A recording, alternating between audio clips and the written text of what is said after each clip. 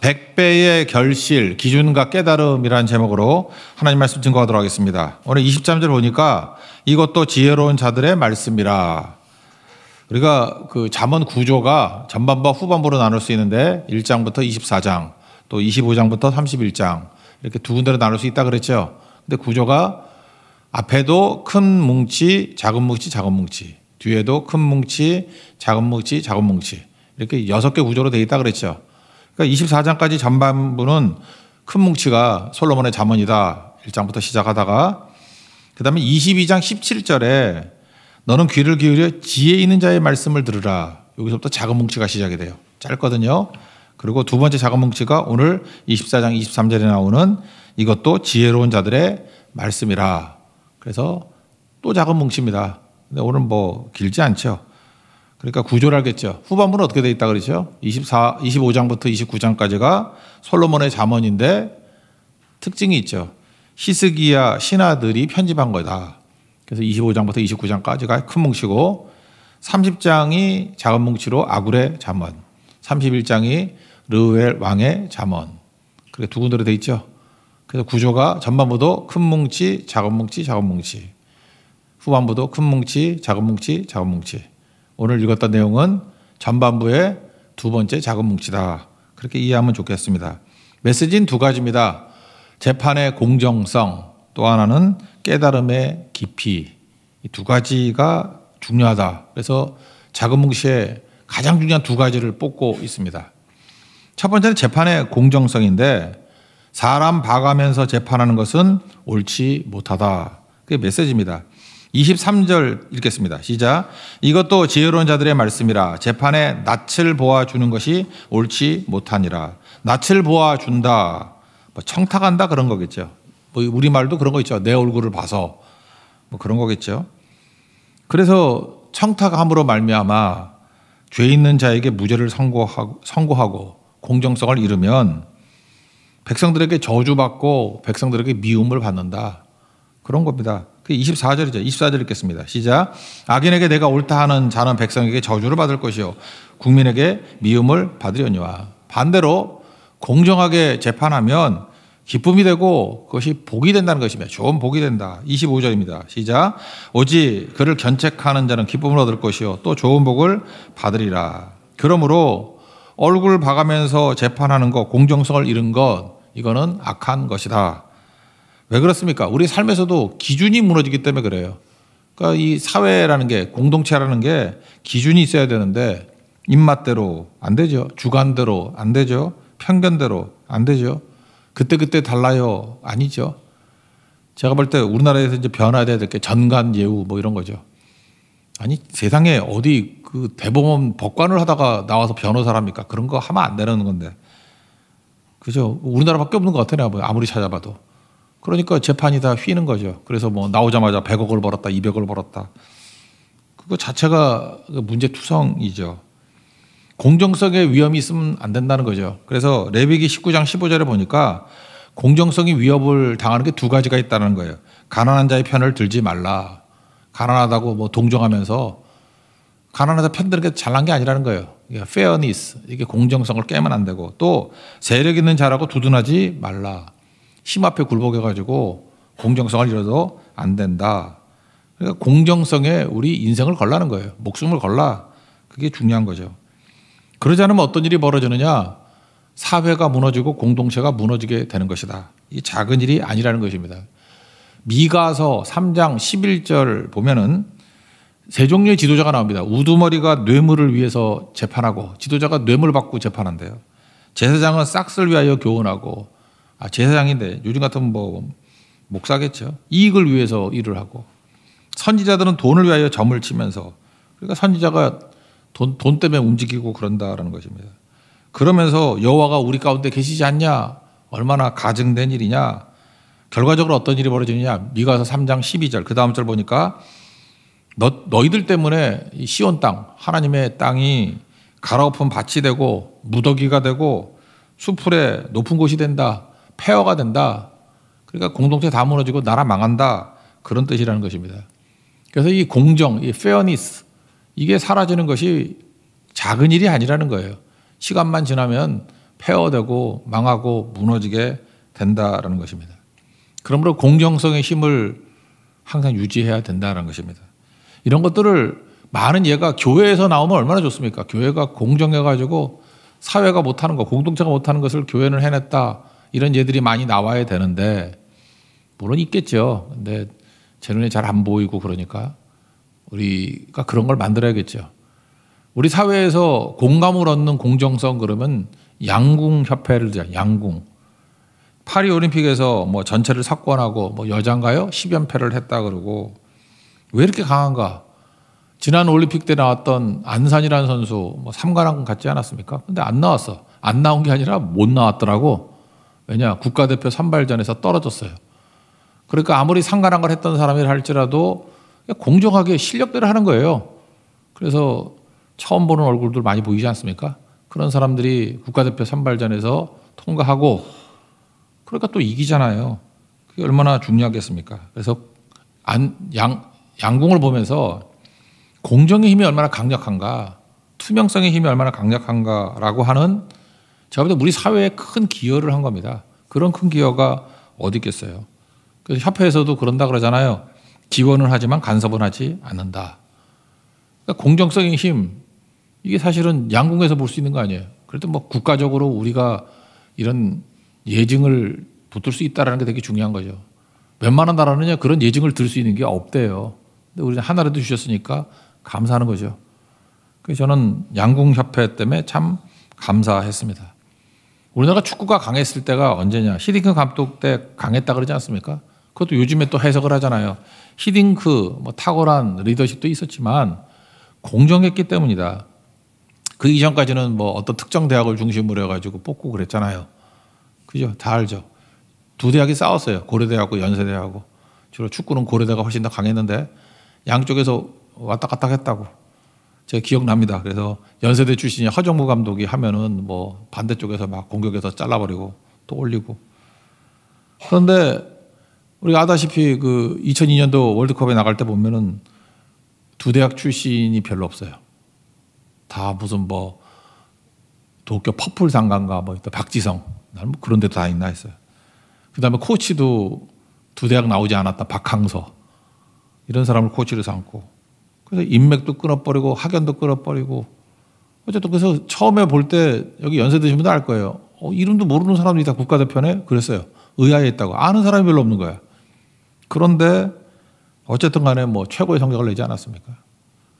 그러니까 공정성을 깨버리면 갈아엎은 밭이 되고 무더기가 되고 폐허된다. 수풀에 높은 곳이 된다. 황폐해진다. 지금이 여러 면에서 그런 것 같지 않습니까? 여러분 공정하지 않으면 어떤 일이 벌어집니까? 억울해지겠죠. 그래서 율법 정신의 핵심이 뭐예요? 억울한 자가 없게 하라. 그러니까 여기저기서 억울한 사람이 많은 거예요. 그건 공정하지 않기 때문에 그렇다는 것입니다. 솔로몬이 하나님 앞에 지혜를 달라 그랬죠. 사실 그 지혜는 재판의 공정이거든요. 열왕기상 3장 9절 보니까 이 많은 백성을 어떻게 내가 재판할 수 있겠습니까? 또 다른 말로 하면 공정하게 재판할 수 있겠습니까? 공정은요 이렇게 마음만 갖는다고 되는 게 아니라 지혜가 있어야 되는 거라고요. 그래서 듣는 마음, listening heart를 주십시오. 재판을 잘 할 수 있도록, 분별할 수 있도록, 선악간에 분별할 수 있도록, 공정하게 할 수 있도록 지혜를 주십시오. 그래서 하나님이 지혜를 주셨죠. 그래서 솔로몬의 재판 대표적인 게 있지 않습니까? 한 아이를 놓고 서로 두 여자가 자기 엄마라고 외치는 거. 뭐 칼로 자르라, 나눠 가지라. 그걸 통해서 우리 다 아는 얘기니까 누가 엄마여야 하는가라고 하는 그 기준이 있었죠. 우리가 결과를 아니까 되게 쉬워 보이지만 이 결과를 모를 때 이거 어떻게 찾지 진짜 엄마를? 그런데 지혜가 임했잖아요. 이것만큼 공정한 게 있습니까? 진짜 엄마에게 아이를 주잖아요. 그러니까 이게 지혜라고요. 공정은 공정에 따르는 뭐 결심만 갖고 되는 게 아니라 지혜가 있어야 된다는 것입니다. 야고보서 1장 5절에 있는 말씀 구하십시오. 지혜를 구하라. 그러면 꾸짖지 아니하실 하나님께서 주신다고. 이 삶에서 이런 지혜가 있으면은 평화가 임합니다. 샬롬이 임하게 된다는 거예요. 그게 너무너무 중요한 거죠. 그래서 우리 구약의 전체적인 말씀 이 두 단어를 다시 한번 정의를 내렸으면 좋겠는데 공의와 정의라고 번역이 되어 있습니다. 근데 항상 똑같이 번역이 된 게 아니기 때문에 문제죠. 공의에 해당되는 게 체다카, 정의에 해당되는 게 미슈파트 그랬죠. 영어 번역은 명확해요. 이 체다카로 번역되는 것은 공의라고 번역되는 것은 righteousness 그리고 정의라고 번역되는 미슈파트는 justice. 근데 이걸 앞에 형용사를 붙이면 헷갈리지 않는다 그랬죠. 먼저 정의 그러면 justice인데 이 정의에는 항상 앞에 붙어야 돼요. 사법적 정의. 그러니까 이건 공정함입니다. fairness. 공정과 기준을 세워야 된다. 그러니까 재판할 때 정의가 있어야 되죠. 그죠? 정의가 있어야 되죠. 공정해야 되죠. 억울한 자가 없게 돼야 되죠. 그렇다 그러면 판결하는 판사가 지혜가 있어야 되겠죠. 공정성을 뽑아낼 수 있도록. 물론 뭐 그런 걸 뽑아낼 마음도 없으면 그건 엉터리 재판관이지. 그런 건 망해야 되는 거고. 근데 마음만 있다고 되는 게 아니라 지혜가 임해야 된다는 것입니다. 그래야 공정한 재판을 할 수 있다. 그럼 공의가 뭐냐? 세상에 이렇게 저스티스, 미슈파트만 갖고 되는 게 아니라 공의가 있어야 되는데 이건 righteousness. 이거는 뭐라고 정의를 내자면 관계적 공의 또는 관계적 정의 이렇게 얘기했습니다. righteousness, 관계적, 체다카. 이거 처음 나오는 데가 어디냐면은 창세기 15장 6절에 나옵니다. 아브라함이 여호와를 믿으니 이신칭의 중요한 구절 아니에요? 아브라함이 여호와를 믿으니 여호와께서 이를 그의 의로 여기셨다라고 할 때 그 의가 체닥합니다. 이건 관계가 좋아졌다 그러는 거죠. 그러니까 여기서 의는 사람 쪽에서 볼 땐 믿음이에요. 믿는 걸 통해서 의가 이루어지는 거죠. 그래서 이신칭의 그러잖아요. 그 justification by faith. 믿음으로 인해서 우리가 의롭게 된 거. 근데 하나님 쪽에서는 은혜죠. 그러니까 하나님 쪽에서는 값없이 주시는 거 아니에요. 그냥 믿기만 하면 그냥 의를 주고 좋은 관계를 맺어주시는 거 아니에요. 그래서 이거는 하나님 쪽에서는 은혜라고 해요. 은혜. 그래서 세상에는요. 억울한 자가 없게 하라. 이거 하나만 갖고 되는 게 아니라 또 하나가 뭐냐면 부족한 자들에게 그냥 값없이 주는 거예요. 그래서 그걸 뭐라 그러죠? 가난한 자가 없게 하라. 그래서 율법 정신은 두 가지입니다. 그냥 단어로 말한다 그러면 체다카와 미슈파트. 그리고 내용으로 말한다 그러면은 가난한 자가 없게 하라, 억울한 자가 없게 하라. 이게 균형이라는 것입니다. 근데 오늘 강조하는 건 뭐죠? 공정성. 그죠? 억울한 자가 없게 하는 것. 이게 무너져 버리면 다 무너져 버린다. 그리고 이 안에 배어 있는 건 무엇입니까? 체다카가 있어야 된다는 거죠. 그러니까 이게 율법으로 말한다 그러면 율법은 이게 저스티스겠죠. 근데 그것만으로 우리가 구원받을 수 없잖아요. 그래서 율법은 뭐예요? 진단하는 거. 우리가 죄인이라는 것을 진단하는 거. 어찌합니까? 치료의 길이 없잖아요. 그럴 때 하나님께서 righteousness, 의를 주잖아요. 의, 공의를 주잖아요. 공의. 우리 쪽에서는 믿음이고 하나님 쪽에서는 은혜라니까. 은혜로 말미암아 구원 받았다. 그래서 두 가지가 다 필요한 겁니다. 그래서 하나님 앞에서 이런 모습으로 나아가기를 원한다라는 것입니다. 그 다음에 또 덤으로 말하는 건 뭐냐면 우리가 자꾸만 justice 이게 공정함 이렇게 나가면서 그거를 정죄의 도구로 삼지 말라는 거예요. 일단 내가 죄인이잖아요. 나는 죄인입니다. 나를 불쌍히 여기십시오. 그리고 내가 변화되는 게 옳은 거지. 바리새인같이 그 잣대를 가지고 자기가 하나님도 아닌데 남을 정죄하는 쪽으로 나가지 말라는 거죠. 27절 읽겠습니다. 시작. 내 일을 밖에서 다스리며 너를 위하여 밭에서 준비하고 그 위에 내 집을 세울지니라. 요약하면 밖을 먼저 다스리고 나중에 내 집을 세우라. 이거 우리 동양적 사고방식하고는 정반대죠. 동양적 사고방식은 뭡니까? 공자님 말씀대로 수신, 제가, 치국, 평천하.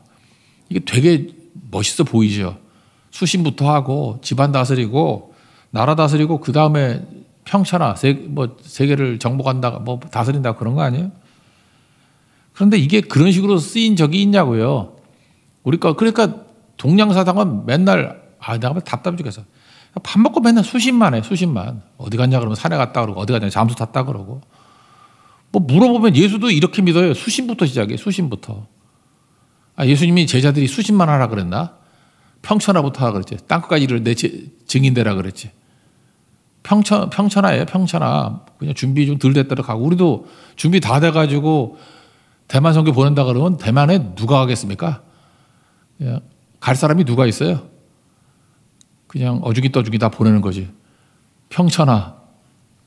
그러니까 이게 어떤 논리로 작용을 하냐면 수신제가 치고 평천하 이런 식으로 되면은 누가 이렇게 지도자 감으로 나오지 않습니까? 그러면 대적들이 끊임없이 너 수신했니? 이렇게 물어요. 너 수신했니? 수신이 좀 돼가지고 털 게 없으면은 너 제가 했니?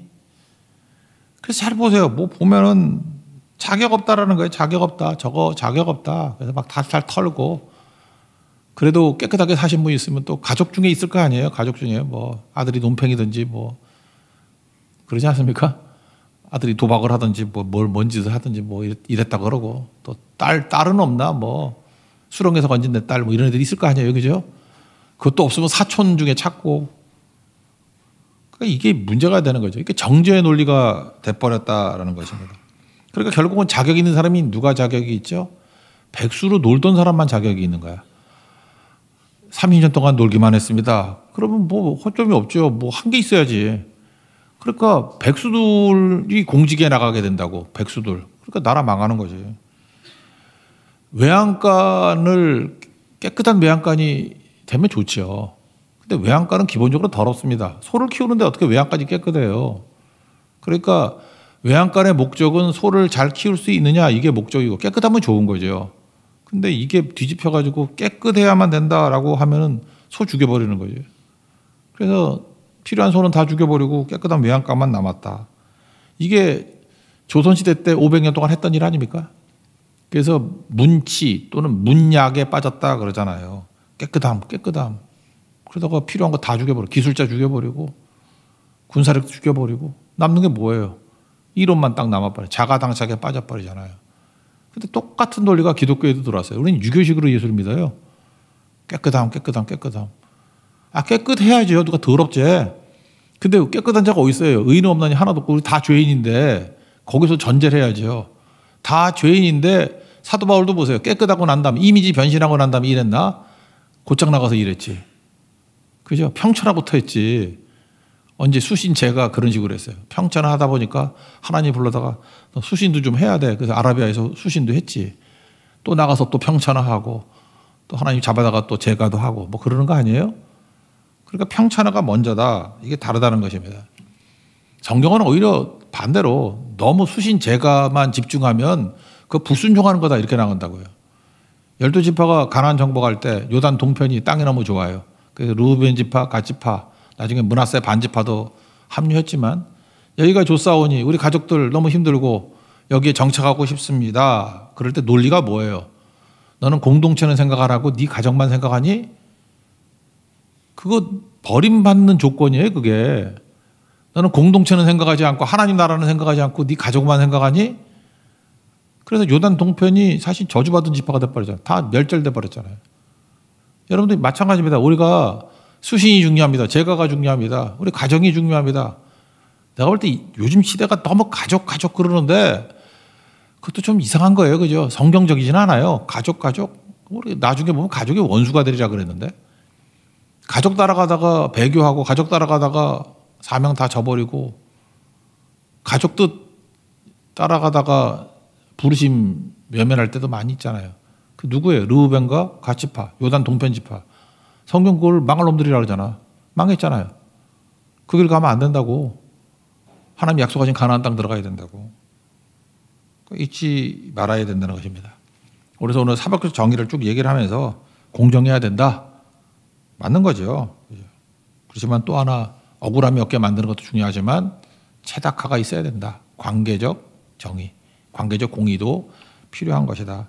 그리고 이 의의는 하나님 앞에서 죄인인 내가 구원받는 길이지 그거 갖고 다른 사람을 넘어뜨리는 논리로 삼지 마라. 그러니까 하나님 말씀은 내가 부르심에 순종하는 논리로 사용해야지 누구를 공격하거나 넘어뜨리는 데 사용하는 것은 딱 그렇게 했던 게 바리새인이잖아요. 바리새인의 길을 걷지 말라. 이게 세 번째 작은 뭉치의 전반부 메시지였습니다. 두 번째 메시지는 뭐냐면 깨달음의 깊이가 있어야 된다는 것입니다. 여기 보니까 읽어보면 그냥 부지런하라 그런 뜻같이 보이죠. 부지런하지 않으면 뭐 방한다, 뭐 게으른 자, 지혜 없는 자, 동의어인데 그럼 황폐해진다 뭐 그런 얘기 아니에요. 그래서 부지런해지자. 참 이건 명심보감형으로 읽는 거예요. 한번 30절과 31절 읽겠습니다. 시작. 내가 게으른 자의 밭과 지혜 없는 자의 포도원을 지나며 본즉 가시덤불이 그 전부에 퍼졌으며 그 지면이 거친 풀로 덮였고 돌담이 무너져 있기로. 그러니까 게으른 자의 밭 지나가 보니까 아이고 이거 뭐 가시덤불이네. 지혜 없는 자의 포도원을 갔더니 거친 풀이네. 돌담이 무너졌네. 우리는 뭐라고 결론 내리죠? 그러므로 부지런하자. 게으르지 말자. 근데 그렇게만 해석해서는 안 된다는 것입니다. 잠언을 보면요. 잠언은 한 절씩 한 절씩 격언식으로 나온 거는 한 절씩 해석하면 돼요. 근데 이렇게 몇 절이 뭉쳐가지고 스토리로 나온 거 있죠. 스토리로 나온 거의 해석 방법은 뭐냐 하면은 대비 구조입니다. 그래서 해석을 잘하려고 그러면 무엇과 무엇이 대비되어 있나, 대조되어 있느냐. 그 대비, 대조를 잘 볼 줄 알아야 된다는 거예요. 우리는 얼핏 보면은 게을러서 관리를 하지 못한 사람, 그것에 대비, 부지런해서 관리를 잘한 사람, 이렇게 나와야 되잖아요. 그죠? 게을러서 관리 못했다. 그럼 반대가 부지런해서 관리 잘했다가 나와야 될 거 아니에요. 그런 구조는 없잖아요. 그거에 대비되는 게 뭐냐 하면 깊이 깨달아서 교훈을 얻어낸 솔로몬. 이게 대비로 나와. 32절이거든요. 32절 읽겠습니다. 시작. 내가 보고 생각이 깊었고 내가 보고 훈계를 받았노라. 그러니까 깨달음이 있는 솔로몬이에요. 깨달음의 깊이가 있는 솔로몬. 그러니까 뭘 보든지 솔로몬은 깨달았다는 것입니다. 깨달음의 깊이가 있었다라는 거예요. 그렇다면 앞부분도 역으로 추적할 수 있죠. 여기서 게으른 자의 밭, 지혜 없는 자의 포도원, 이거는 물질적인 것도 있지만 생각의 게으름이라고 해석할 수 있죠. 역으로. 또는 깨달음의 게으름, 묵상의 게으름. 생각 없다는 거예요. 생각 없이. 그러니까 결과적으로 저렇게 돼버렸다. 이거 한 달란트 미화와 똑같은 거죠. 그가 악하고 게으른 이유가 뭐예요? 깊이 생각을 하는 거예요. 하나님 말씀의 뜻이 뭔지, 주인의 뜻이 뭔지. 깨달음의 깊이가 없으니까 엉뚱한 짓 하는 거 아니에요. 그래서 악해졌고 그래서 게을러졌다. 성경 그런 조건입니다. 그래서 행동만을 얘기하지 않아요. 왜 행동이 나왔지? 왜 저런 행동을 하지? 저건 생각에 치열함이 없었기 때문에 그래. 묵상이 없었기 때문에 그래. 깨달음이 없었기 때문에 그래. 그게 씨 뿌리는 비유 아닙니까? 밭. 예를 들어서 누가복음 8장 같은 데 보면은 그 가시떨기만 하나 놓고 봅시다. 가시떨기 속에 떨어졌어. 가시 때문에 기운이 막혔다. 이유가 뭐냐? 이거죠. 말씀을 들었는데 말씀이 씨잖아요. 씨의 운명. 이생의 염려, 재물과 향락 때문에 기운이 막혀 온전히 결실하지 못했다. 그런 거잖아요. 그러니까 뭘 해야 돼요? 하나님 말씀이 딱 떨어지면 치열하게 말씀 붙들고 싸움을 벌여야죠. 이생의 염려가 말씀의 기운을 가로막아요. 이생의 염려 잘라버리고, 재물과 향락 그거 붙들어가지고 어떻게 말씀을 깨닫냐고 잘라버리고. 오늘도 새벽기도 같으면은 새벽기도 나오려고 그러면 잘라버린 게 많은 사람이니까 여러분 나온 거죠. 안 그래요? 일단 어제 저녁에 많이 안 먹고 어제 저녁에 빨리 잤고 새벽에 나오겠다고 결심을 했기 때문에 나온 거 아니에요? 아침에 깼더니 눈이 떠져가지고 심심해서 나왔다. 그런 사람이 누가 있어? 그렇잖아요. 그러니까 이게 이생의 염려, 재물, 향락. 여러분 어제 저녁에 향락에 빠지지 않았으니까 나온 거 아니에요 지금? 향락에 빠진 자들은 지금 엎어져 잘 거 아니야? 그런 거잖아요. 그런 거. 그러니까 그래야 가능해진다라는 거죠. 그래서 게으름은 게으름 자체를 갖고 뭐라 그러는 게 아니라 너는 깊이가 없어. 깨달음이 없어. 깨달음이 있으면 어떤 일이 벌어져요? 좋은 밭이잖아요. 좋은 밭. 말씀이 들어와서 깨달음이 깊이가 있으면 100배의 결실을 하느니라. 귀 있는 자는 들으라. 그런 거죠. 그러니까 여러분들이 뭘 바라볼 때 아까도 얘기했지만 정죄의 눈으로 바라보면 안 되고 뭘 바라보든지 간에 나한테는 깨달음이 있잖아요. 3인 행이면 필요 아사라. 3명이 같이 가면 반드시 내 스승이 될 사람이 있다 그러잖아요.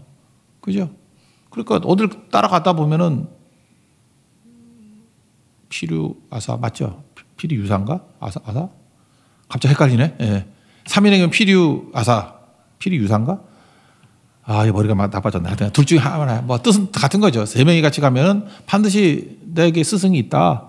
그죠? 스승이 있다. 꼭 잊지 말라고요.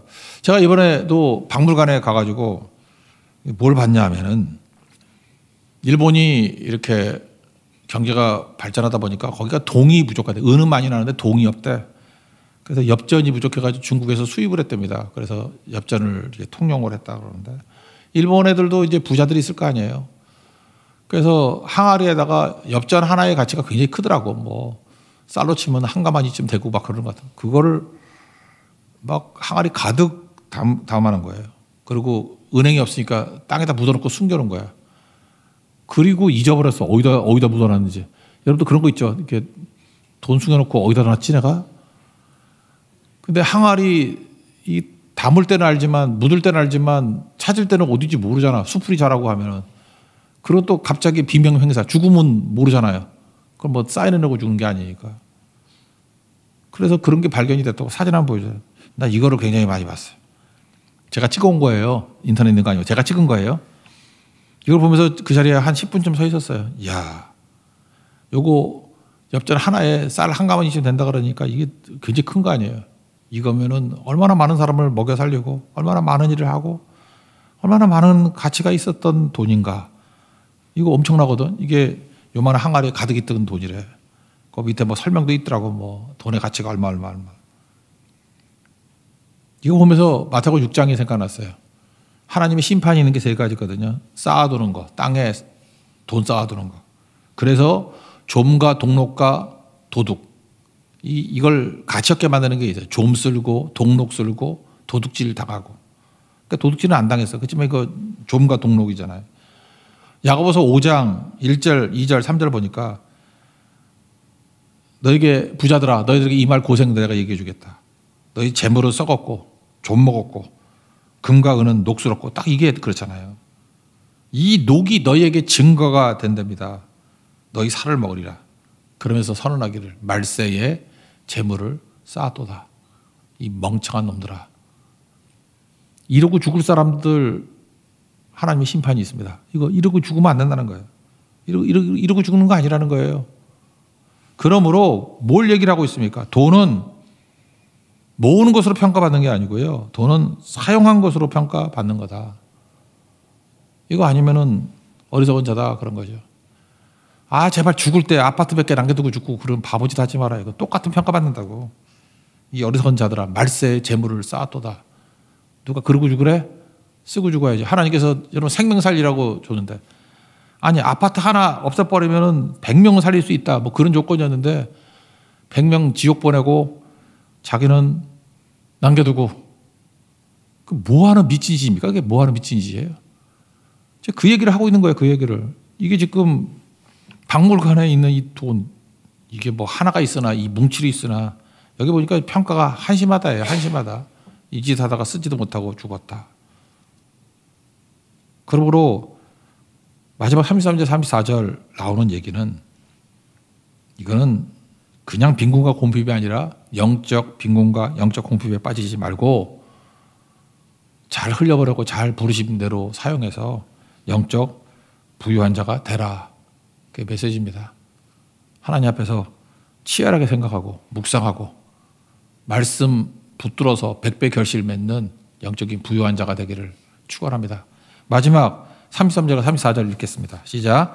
내가 좀 더 자자 좀 더 졸자 손을 모으고 좀 더 누워있자 하니 내 빈궁이 강도같이 오며 내 곰핍이 군사같이 이르리라. 이건 영적인 메시지입니다. 자리에서 일어나겠습니다. 하늘의 것을 구하게 하소서.